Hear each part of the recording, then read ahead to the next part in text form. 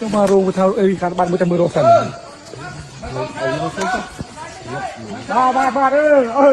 พี่น้องไอ้น้องพี่น้องไอ้น้องทำไมคือหมอแต่เองก่อยอันนี้เมียหมอเต้อนุบาลเองยืนมือเนี่ยเดียวเนาะใช่อาจารย์ไม่มันมีหมอใหม่แล้วเอาวิจัยมันได้มวยเหรอให้มันได้มวยมาปัญหาได้แบบนี้ออกคนนึงมานี่ได้ไหมมาคุยกันได้ไหมอย่าไปทำเป็นปัญหาไอ้เจ้าไม่มีปัญหาหรอกออกมาคุยได้ไหมจริงๆนี้เอาอย่างนี้บัตรที่เรียกอะไรกันนี่นายอยู่นี่แหละโอ้ไปเจอพี่ตีเป็ดเหรอไปเราเนี่ยเริ่มคิวต่อนายไม่ต้องใช้อาวุธนะอาวุธไทยกันนะโอเครับทราบไหมไม่ต้องไปใช้อาวุธไทยกันนะโอเครับทราบไหมมันรู้นะได้ใช้ไปแล้วผู้การไปแล้วผู้การ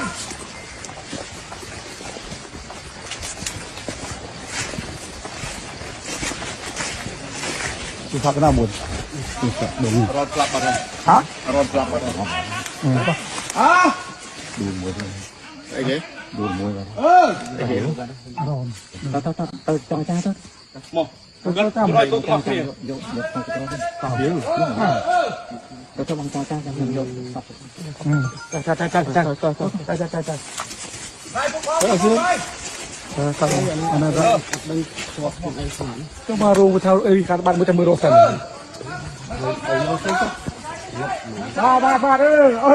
พี่น้องไอ้น้องพี่น้องไอ้น้องพี่น้อง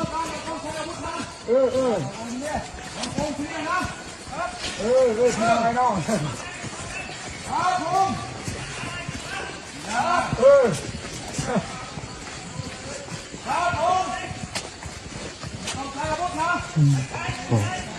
เด็กไทยกรม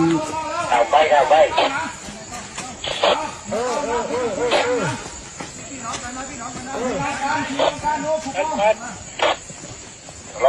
อเลยเองตัดพื้นแค่เลยมาแล้วน้ำมาลงมาเพื่อเ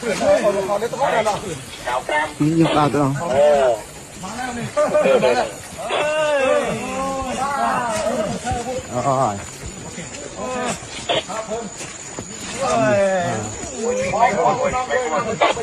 ไม่ใช่อยู่แล้วคุยกันพี่น้องกันนะ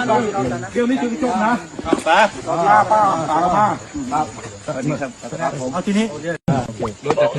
อย่าใช้อาวุธกันเลยไม่ต้องใช้อาวุธอะไรสู้ครับมาตอนนายผู้การมายังมาผู้การโอ้นี่เหมือนมอยนี่ครับพี่น้องไอ้น้องไอ้แจ้ใจเนี่ยหยุดกันใจเย็นๆมีอะไรเราคุยกันมาใจเย็นๆในการนั้นการโอ้เจ็บมากได้ยังไงหมักไหลนี่ยังไงเนาะเอาทีนี้ผมอยากให้เกิดเหตุการณ์นี้เราก็ทำไมครับให้มันจบเลยนะพี่นะตัวมือที่สาวสมัคร ทำเจ้าตะมกตัวมือครับไม่ต้องไม่ใช้อาวุธเพราะไม่ใช้แล้วปีครับกำลังในคำnơi cái lay ná nơi cái lay nông cùng กำลังก็อยู่ในก็อยู่นานไปนะคือใจจริงผมเนี่ยอยากให้ถอนออกเลยทางโน้นก็ถอนทางนี้ก็ถอนไม่อยากให้มีกำลังในพื้นที่นี้ผมกลัวมันเกิดอุบัติเหตุเหมือนวันนี้กระทาจองอ้อยยังจังตีทางแต่ยังเตรียมนึงจังตูรอยสั้นมันเกิดมันจองอ้อยเมียนอปัตเหตุแต่การกัดล้างโนดิเยเปลเลยมันยังตีนะทางไทยnơi cái lay náอ้อยtới cái lay nông bình ทางไทยขอเสนอว่าอยู่จุดไหนก็อยู่จุดนั้นไปทางนี้ก็ไปเหมือนกันหมายถึงว่าอยู่จุดไหนไม่ถึงตรงไหนไม่ก็พีอยู่เหมือนเดิมตั้งแต่เดิมมาไม่แต่ตอนนี้มันกำลังเรามันใกล้กันผมไม่อยากให้มันอยู่ใกล้กัน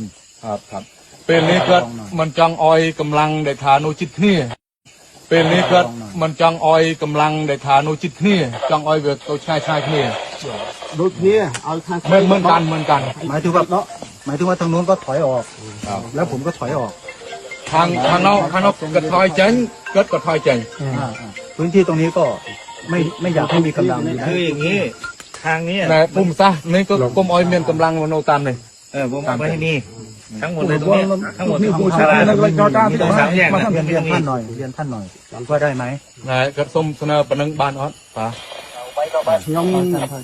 ឯកភាពប៉ុន្តែឲ្យខាងថៃថយទៅកន្លែងថៃវិញ ก็ถอยเลย អា พอไทยก็ถอยเลยนะอ๋อโอเคด้วยที่ ខាងកម្ពុជាអត់ទៅណាទេថយនៅកន្លែងចាស់តែ พื้นที่ตรงนี้ก็ พอไปจมเฮียนตีมุย ลำดับแรกให้เราหยุดอยู่ตรงนี้ก่อนไม่มีการปะทะ รับตีมุยคือออยยืงชกบังนี่เยอะเปรี้ยงนี่ตำรวจโอเคมันดีพี่ ครับ เสร็จแล้วก็ เดี๋ยวถ้าเป็นไปได้เดี๋ยวเราถอนกำลังออกก่อน ถ้านี่ยืงถอยกำลังแจงจิตในสัน บ้า โอเค ថយទាំងសងខាង ถอยตรงสองฝ่ายนะ ทั้งสองฝ่าย ครับผมดี แต่เดี๋ยวพุ่มชาผมกำลังเดินทางมา นี่คือไม่บัญชีการเกิดปงเดอแจงโมบาปงแจงดำเนินโม ท่านกำลังเดินทางมาคาดว่าน่าจะใกล้ถึงแล้ว จิตหนึ่งดอลให้จิตหนึ่งดอลให้ เสร็จแล้วก็พอท่านมาก็พุ่มชาก็จะคุยกันอีก เป็นเมมเชียกาหรือเกิดโมเตสให้หนึ่งใหญ่เนียมาลองติด ของท่านเนี่ย ใครมาคุย ในเมมเชียกายังเป็นป่านี่เพื่อน โดนเอง แกเป็นคนคุยผู้การเป็นผู้การเป็นคนคุย ឥឡូវចេះខ្ញុំសំណូមពរវិញណាទី1 โอ้ មកជួបគ្នាមុននឹងយើងដោះស្រាយអីគឺកុំអត់ជួបអាវុធអីសោះ